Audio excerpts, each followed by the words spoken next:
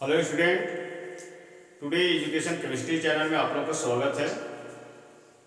पिछले वीडियो में मैं कक्षा 10वीं के अध्याय 2 अम्ल क्षारक एवं लवण पाठ से अम्ल एवं क्षारक के रासायनिक गुणधर्म, आयनीकरण एवं पीएच स्केल यानी पीएच मान क्या है, इसके बारे में मैं बता चुका था। आज का टॉपिक है लवण।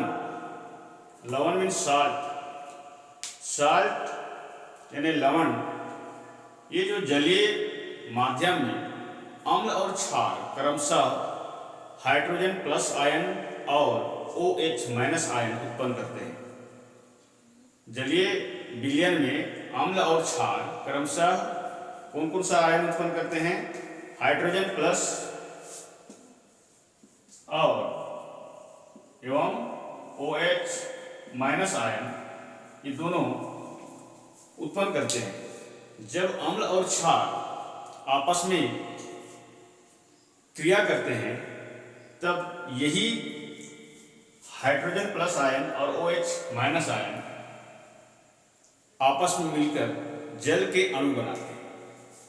ये दोनों आपस में मिलकर क्या बनाते हैं?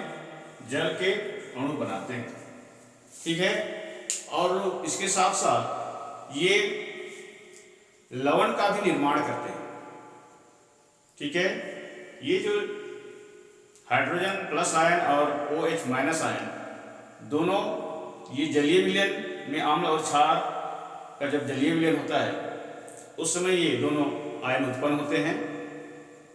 और जब ये अम्ल और क्षार आपस में जब क्रिया करते हैं तब ये जो H प्लस आयन और OH माइनस आयन दोनों मिलकर क्या बनाते हैं?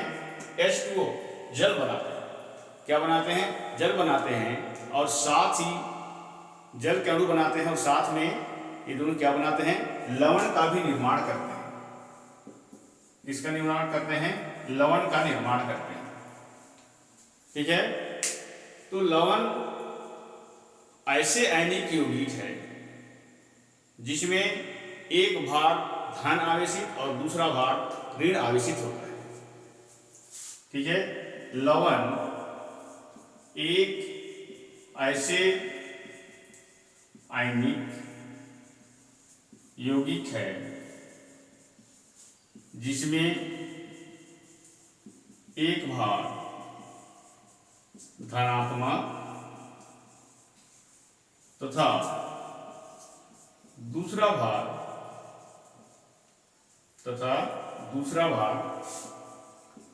क्या होता है? ऋणात्मक। एक भाग धनात्मक तथा दूसरा भाग ऋणात्मक, यानी एक धन आवेशित और दूसरा ऋण आवेशित होता है। ठीक है। यानी लवण एक ऐसे आयनिक यौगिक है जिसमें एक भाग यहाँ पर धन आवेशित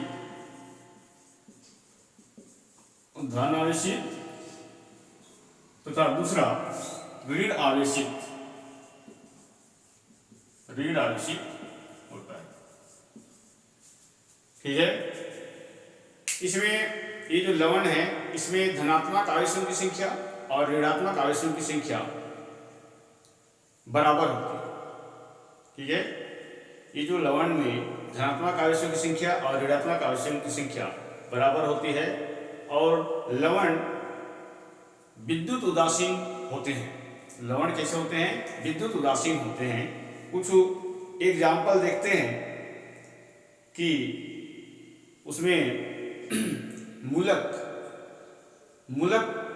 बोलने से आवेशित परमाणु तथा परमाणु के आवेशित समूह को मूलक कहते हैं। ठीक है। परमाणुओं का जो आवेशित समूह होता है उसको मूलक कहते हैं। मूलक दो प्रकार के होते हैं, एक धनात्मक मूलक और एक ऋणात्मक मूलक। ठीक है। एक धनात्मक मूलक और एक ऋणात्मक मूलक होते हैं। मूलक परमाणुओं के आवेशित समूह, आवेशित परमाणु तथा परमाणुओं के आवेशित समूह को मूलक कहते हैं। मूलक दो प्रकार के होते हैं, एक धनात्मक मूलक और एक ऋणात्मक मूलक। ठीक है। जैसे उदाहरण देखते हैं HNO3 plus KOH, HNO3 plus KOH, ये दोनों जब क्रिया करता है तो पोटेशियम नाइट्रेट प्लस जल बनता है। KNO3 प्लस क्या बनेगा, जल बनेगा। ठीक है। उसी प्रकार से सल्फ्यूरिक अम्ल और कॉपर हाइड्रोक्साइड, सल्फ्यूरिक अम्ल H2SO4 प्लस कॉपर हाइड्रोक्साइड, ये दोनों को जब हम क्रिया कराते हैं तो क्या बनता है, कॉपर सल्फेट, क्या बनेगा, कॉपर सल्फेट प्लस 2H2O। इसका समीकरण को संतुलित करना है या 2 लगाना पड़ेगा। ठीक है। तो H2SO4 प्लस कॉपर हाइड्रोक्साइड, ये सल्फ्यूरिक अम्ल है, सल्फ्यूरिक अम्ल, और ये क्या है, कॉपर हाइड्रोक्साइड, कॉपर हाइड्रोक्साइड। दोनों को जब हम क्रिया कराते हैं तो यहाँ क्या बनता है, copper sulphate, copper sulphate plus जल बनता है। ऊपर वाला को ये होता है HNO3। ठीक है। नाइट्रिक अम्ल HNO3 है, नाइट्रिक अम्ल को कास्टिक पोटास या फिर पोटेशियम हाइड्रोक्साइड बोलते हैं। ये ऊपर वाला नाइट्रिक अम्ल है। इस नाइट्रिक अम्ल को पोटेशियम हाइड्रोक्साइड के साथ क्रिया कराएंगे तो पोटेशियम नाइट्रेट प्लस क्या बनता है, H2O, जल बनता है। Potassium nitrate KNO3, potassium nitrate का सूत्र है। ये जो KNO3 को पोटेशियम नाइट्रेट कहा जाता है, और ये है कास्टिक पोटास या फिर पोटेशियम हाइड्रोक्साइड, और ये है नाइट्रिक अम्ल। HNO3 क्या है, नाइट्रिक अम्ल। उसी प्रकार से एसिटिक अम्ल का देखते हैं, CH3COOH, ये जो हो गया आपका CH3COOH प्लस, इसको जब हम किसी क्षार के साथ, क्षारक के साथ, जैसे सोडियम हाइड्रोक्साइड, जब इसके साथ जब हम क्रिया कराएंगे तो क्या बनेगा, सोडियम एसीटेट, क्या बनेगा, सोडियम एसीटेट, यानी CH3COONA प्लस क्या बनेगा, H2O। इसको बोलते हैं CH3COONA को सोडियम एसीटेट कहते हैं, सोडियम एसीटेट, सोडियम एसीटेट। ठीक है। और ये जो है एसिटिक अम्ल, एसिटिक अम्ल, ये हो गया आपका एसिटिक अम्ल।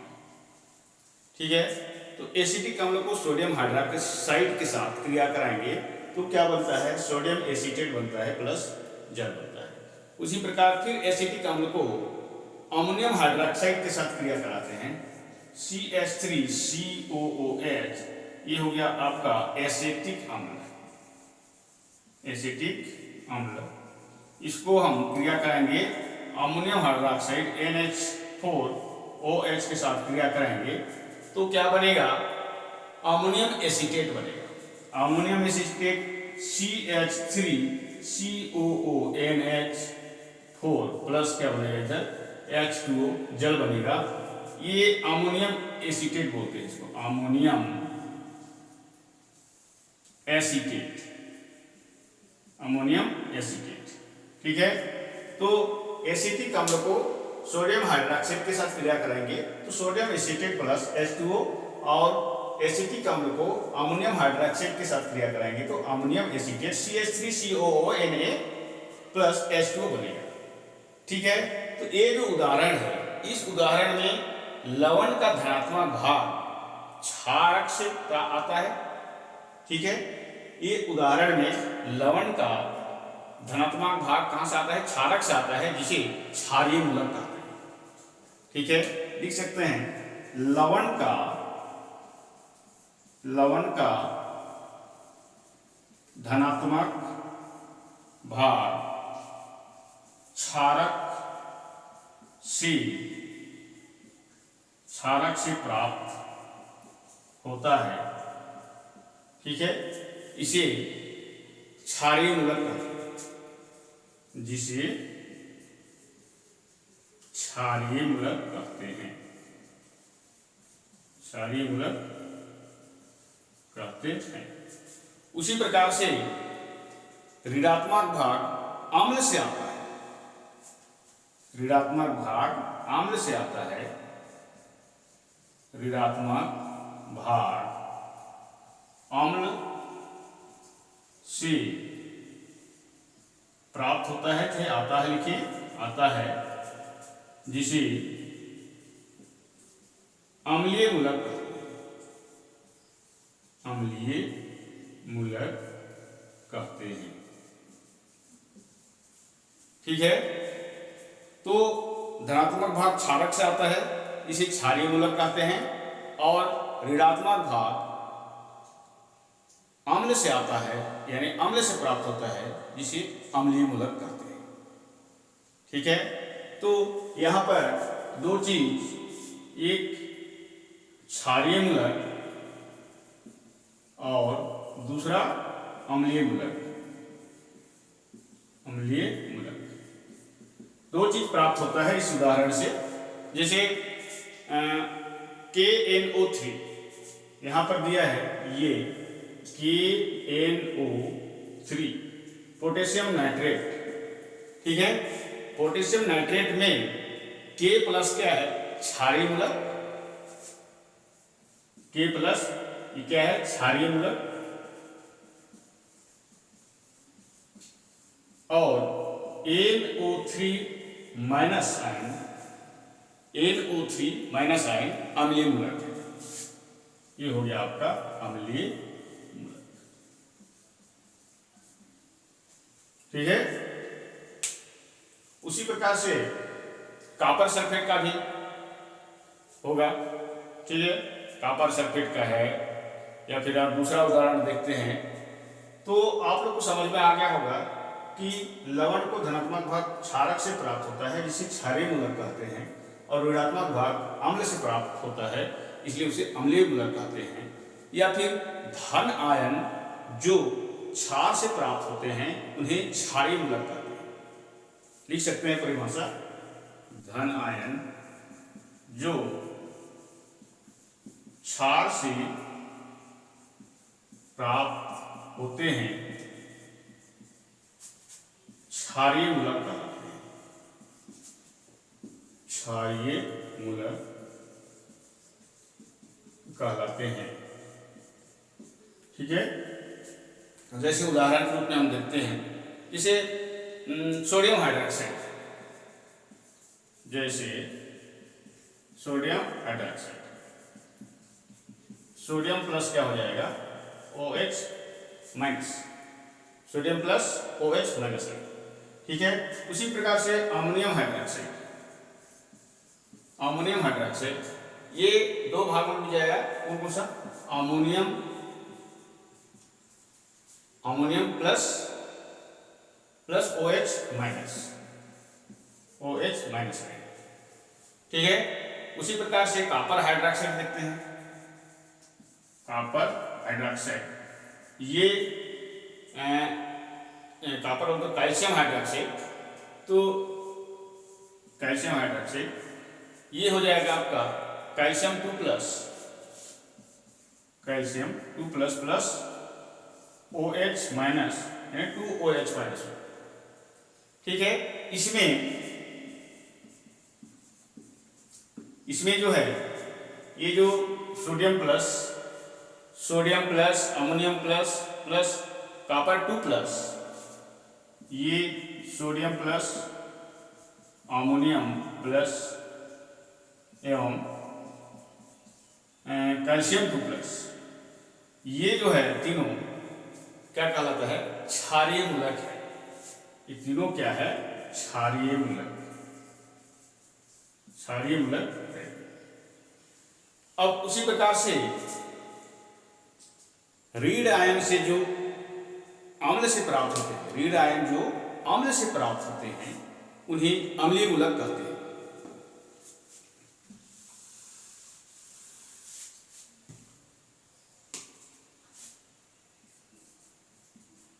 रीड आयन जो अम्ल से प्राप्त होते हैं, अम्लीय मूलक ऋण आयन जो अम्ल से प्राप्त होते हैं उन्हें अम्लीय मूलक कहते हैं, यानी अम्लीय मूलक कहलाते हैं। एग्जाम्पल के रूप में देखते हैं, जैसे कोई अम्ल ले लेते हैं HCl हाइड्रोक्लोरिक अम्ल HCl, ठीक है। इसका जब हम डिलीवरी करेंगे तो क्या H प्लस Cl माइनस में टूट जाएगा, ठीक है। उसी प्रकार नाइट्रिक अम्ल लेते हैं HNO3, ये क्या हो जाएगा H plus NO3 minus ion में टूट जाएगा, ठीक है। उसी प्रकार से लेते हैं सल्फ्यूरिक अम्ल H2SO4, सल्फ्यूरिक अम्ल को जब हम लेंगे तो ये H प्लस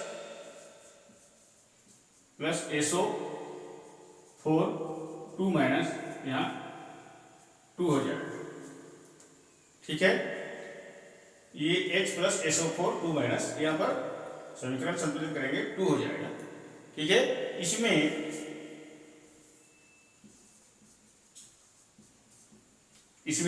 Cl, ये जो है Cl माइनस NO3 माइनस और SO4 2 माइनस ये जो है आपका क्या कहलाता है, अम्लीय मूलक कहलाएगा, अम्लीय मूलक।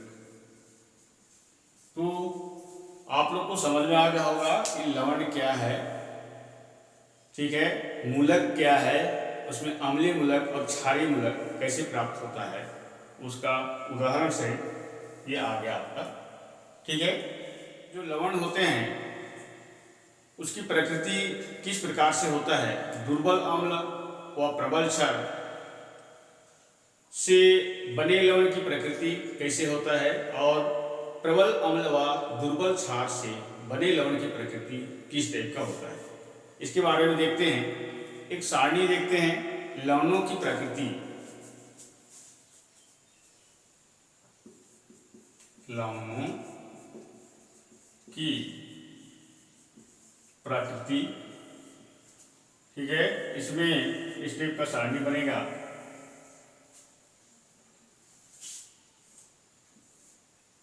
ऐसा, ठीक है। और इसको इस टाइप का भाग में बांटेंगे, ये हो जाएगा आपका, ये हो गया, ये यहां पर रहेगा लवण सूत्र, और सेकेंड नंबर जो सारणी रहेगा वो क्षारीय मूलक स्रोत, क्षारीय मूलक स्रोत, और ये अम्लीय मूलक स्रोत, अम्लीय मूलक स्रोत, और आखिरी जो रहेगा लवण की प्रकृति रहेगी, लवण की प्रकृति, ठीक है। इसको फिर दो भाग में हम बांटेंगे, ऐसा। अब इसमें जो रहेगा स्रोत का सूत्र और स्रोत की प्रकृति, ये रहेगा स्रोत का सूत्र, स्रोत की प्रकृति, यहां भी स्रोत का सूत्र, स्रोत का सूत्र, ये रहेगा स्रोत की प्रकृति, स्रोत की प्रकृति। अब इसमें देखेंगे कि लवण का सूत्र, जैसे कॉपर सल्फेट, क्या देखेंगे, कॉपर सल्फेट, कॉपर सल्फेट और क्षारीय मूलक का जो स्रोत है, इसमें स्रोत का जो सूत्र रहेगा ये रहेगा कॉपर हाइड्रोक्साइड, कॉपर हाइड्रोक्साइड। ठीक है।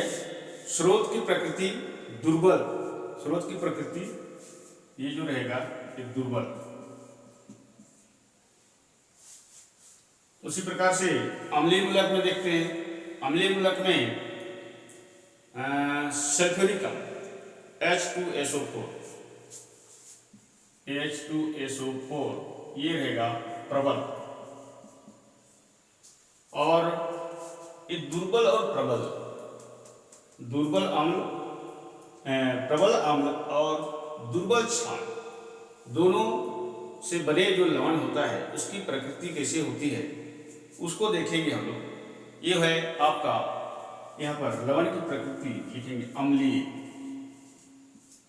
उसी प्रकार से दूसरा नंबर सोडियम बाइकार्बोनेट, लवण का सूत्र, यहाँ पर लवण का सूत्र सोडियम बाइकार्बोनेट। ठीक है। सोडियम बाइकार्बोनेट और इसमें क्षारीय मूलक का स्रोत का सूत्र हो जाएगा आपका सोडियम हाइड्रोक्साइड, सोडियम हाइड्रोक्साइड। ये है आपका प्रबल, ये कैसे है प्रबल। और hydrogen dioxide, hydrogen डाइकार्बोनेट H2CO3, H2CO3 ये दुर्बल, दुर्बल अम्ल। ठीक है। इसकी प्रकृति कैसी होगी क्षारीय।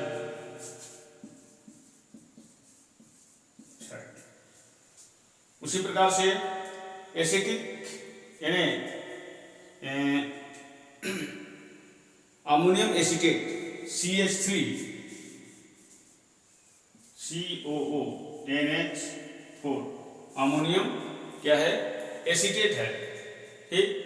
और यहाँ पर अमोनियम हाइड्रोक्साइड स्रोत का सूत्र अमोनियम हाइड्रोक्साइड। और इसका जो स्रोत की प्रकृति ये दुर्बल। ठीक है। और एसिटिक अम्ल लेते हैं CH3COOH, इसको भी दुर्बल लिखेंगे। तो ये जो दुर्बल है ये क्या हो जाएगा, इसका प्रकृति क्या हो जाएगा, लवण की प्रकृति उदासीन। और एक एग्जाम्पल देखते हैं नाइट्रिक अम्ल, पोटेशियम नाइट्रेट, पोटेशियम नाइट्रेट। ठीक है। इसमें कास्टिक पोटास या पोटेशियम हाइड्रोक्साइड लेते हैं, पोटेशियम हाइड्रोक्साइड। और ये हो जाएगा प्रबल, ये प्रबल हो जाएगा। और इसमें नाइट्रिक अम्ल HNO3 ये भी प्रबल। ठीक है। ये भी क्या हो जाएगा प्रबल। ठीक है। तो प्रबल भी उदासीन। तो इस प्रकार से हम दुर्बल अम्ल व प्रबल क्षार, दुर्बल अम्ल व प्रबल क्षार। ठीक है। दुर्बल अम्ल और प्रबल क्षार से बने लवण की प्रकृति कैसी होती है, क्षारीय होती है। कैसी होती है, क्षारीय होती है। और अम्ल, प्रबल अम्ल, ये प्रबल अम्ल हो गया H2SO4। और दुर्बल क्षार से बने लवण की प्रकृति कैसी होती है, अम्लीय होती है। याद रखना है कि प्रबल अम्ल और दुर्बल अम्ल और प्रबल क्षार से बने लवण की प्रकृति क्षारीय होती है। और प्रबल अम्ल और दुर्बल क्षार से पहले क्या, प्रबल क्षार प्लस दुर्बल अम्ल, यानी दुर्बल अम्ल और प्रबल क्षार से बने लवण की प्रकृति क्षारीय, प्रबल अम्ल और दुर्बल क्षार से बने लवण की प्रकृति अम्लीय होती है। ठीक है।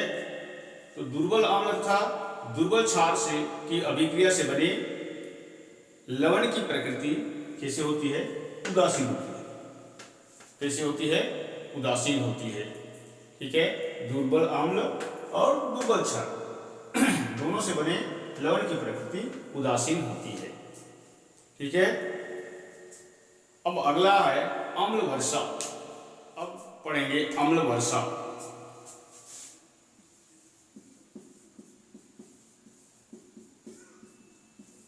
अम्ल वर्षा, एसिड रेन, इंग्लिश में इसको एसिड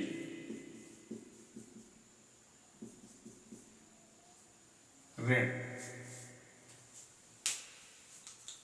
वर्षा के जल का पीएच मान कल का तो पिछला वीडियो में मैं पढ़ा चुका हूँ। पीएच मान क्या है, पीएच स्केल क्या है। तो वर्षा के जल का जो पीएच मान होता है वो 7 होता है। कितना होता है? 7। वर्षा के जल का पीएच मान 7 होता है। ये जो वायुमंडल में उपस्थित जो गैस होते हैं ये उस पर विलय हो जाते हैं। ठीक है, जो वर्षा का जल होता है, जो वायुमंडल में जो गैस होता है उसके साथ विलयन बन जाता है, विलय हो जाता है। ठीक है, और विलय होने के कारण जल का पीएच का मान में कमी हो जाता है। वर्षा का जल का पीएच मान कितना होता है? 7 होता है। जब बरसात होता है उसमें वायुमंडल में जितने भी गैस है वो गैसों का जो उस जल में विलय हो जाता है, और विलय होने के कारण इस जल का पीएच मान कम हो जाता है। ठीक है, गैसों के विलय होने के कारण वर्षा का जल का पीएच मान में कमी हो जाती है। ठीक है, तो ये जो वर्षा का जल है वायुमंडल में जो गैस होती है वो गैस जल में विलय हो जाता है और उसका पीएच मान कमी हो जाता है, पीएच मान में कमी हो जाती है। जब वर्षा के जल का पीएच मान 5 से 5.6 से कम हो जाता है। ठीक है, 5.6 से कम हो जाता है तो उसे अम्ल वर्षा कहते हैं। ठीक है, जब वर्षा के जल का पीएच मान 5.6 से कम हो जाता है तो उसको अम्ल वर्षा कहते हैं। ठीक है, तो अम्ल वर्षा का पीएच मान कितना होता है? 5.6 से कम। ठीक है, तो वर्षा के जल का जब पीएच मान 5.6 से कम होता है तो उसको क्या कहते हैं? अम्ल वर्षा कहते हैं। ठीक है, और एक अम्ल वर्षा का मुख्य कारण क्या है? ईंधन के दहन से उत्पन्न जैसे carbon dioxide, sulphur dioxide, nitrogen dioxide. ठीक है, यानी नाइट्रोजन डाइऑक्साइड ये भी साथ ही क्या होता है? कार्बन डाइऑक्साइड, सल्फर डाइऑक्साइड तथा नाइट्रोजन डाइऑक्साइड ये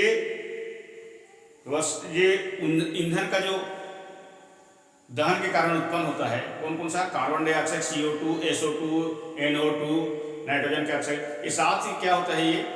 ये सब ज्वालामुखी फटने यानी वनस्पति के सड़ने तथा ज्वालामुखी के फटने से उत्पन्न गैसें भी इसका एक कारण होता है। एक कारण तो होता है आपका वायुमंडल का गैस वर्षा के जल में विलय हो जाता है। दूसरा कारण क्या होता है? ईंधन के दहन से उत्पन्न carbon dioxide, sulphur dioxide, nitrogen dioxide. इसके साथ साथ वनस्पति के सड़ने तथा ज्वालामुखी के फटने से उत्पन्न गैस ही इसका एक कारण होता है। ये गैस जल में घुलकर कार्बोनिक अम्ल, सल्फ्यूरिक अम्ल और नाइट्रिक अम्ल बनाते हैं। कौन कौन सा अम्ल? कार्बोनिक अम्ल, सल्फ्यूरिक अम्ल और नाइट्रिक अम्ल। ये 3 अम्ल बनाती है। ठीक है, वायुमंडल का गैस, ईंधन के दहन से उत्पन्न gas CO2, SO2, nitrogen dioxide साथ ही वनस्पति के सड़ने तथा ज्वालामुखी के फटने से जो गैस निकलता है, ये सब पूरा गैस वर्षा के जल में घुलकर क्या क्या बनाता है? कार्बोनिक अम्ल, सल्फ्यूरिक अम्ल और नाइट्रिक अम्ल बनाता है। ठीक है, ये जल जब पृथ्वी की सतह में पहुंचता है, ये सब मिक्स होने के बाद, मिक्सचर होने के बाद जब पृथ्वी की सतह में पहुंचकर वनस्पतियों और प्राणियों तथा इमारतों को नुकसान पहुंचाता है। ठीक है, तो एक आध देखते हैं समीकरण इसमें। जैसे कार्बन डाइऑक्साइड CO2 प्लस क्या H2O, ये दोनों मिलके क्या क्या बनाता है? H2CO3। उसी प्रकार सल्फर डाइऑक्साइड ये जल के साथ मिलके ये सल्फर ट्राइऑक्साइड SO3, यहाँ 2 कर देंगे समीकरण संतुलित करने के लिए। ठीक है, उसी प्रकार से यहाँ भी 2 हो जाएगा। उसी प्रकार से ये जो सल्फर ट्राइऑक्साइड है SO3, ये जल के साथ क्रिया करके क्या बनाता है? H2SO4 सल्फ्यूरिक अम्ल बनाता है। और नाइट्रोजन डाइऑक्साइड NO2, ये जल के साथ क्रिया करके क्या बनाएगा? Nitrate plus nitrogen monoxide NO3 plus NO। ठीक है, इसका भी समीकरण संतुलित करते हैं तो क्या हो जाएगा? यहाँ पर 2 हो जाएगा और यहाँ भी 2 हो जाएगा। तो इस प्रकार से ये यहाँ पर HNO नाइट्रिक अम्ल बनाता है। क्या बनाता है? नाइट्रिक अम्ल, यहाँ पर सल्फ्यूरिक अम्ल। तो इस प्रकार से ये जो जितना भी जल के साथ घुलकर ये पृथ्वी की सतह पर पहुंचकर हमारे जो पेड़ पौधे वनस्पतियां हैं, हमारे जो जीव जंतु जंगली जानवर जो कि जितने भी प्राणी है तथा इमारत है, बड़े बड़े बिल्डिंग इमारत, उसको नुकसान पहुंचाता है। तो इस प्रकार से अम्ल वर्षा क्या है? अम्ल वर्षा में कौन कौन सा गैस मिलने से, यानी अम्ल वर्षा का मान, pH मान कितना कम होने से उसको अम्ल वर्षा कहते हैं। pH मान 5.6 होने से, 6 से कम होने से उसको अम्ल वर्षा कहते हैं। तो अम्ल वर्षा में कौन कौन सा गैस जल के साथ घुला होता है और कौन कौन सा अम्ल बनता है? कार्बोनिक अम्ल, सल्फ्यूरिक अम्ल, नाइट्रिक अम्ल। ठीक है, आप लोग को समझ में आ गया होगा।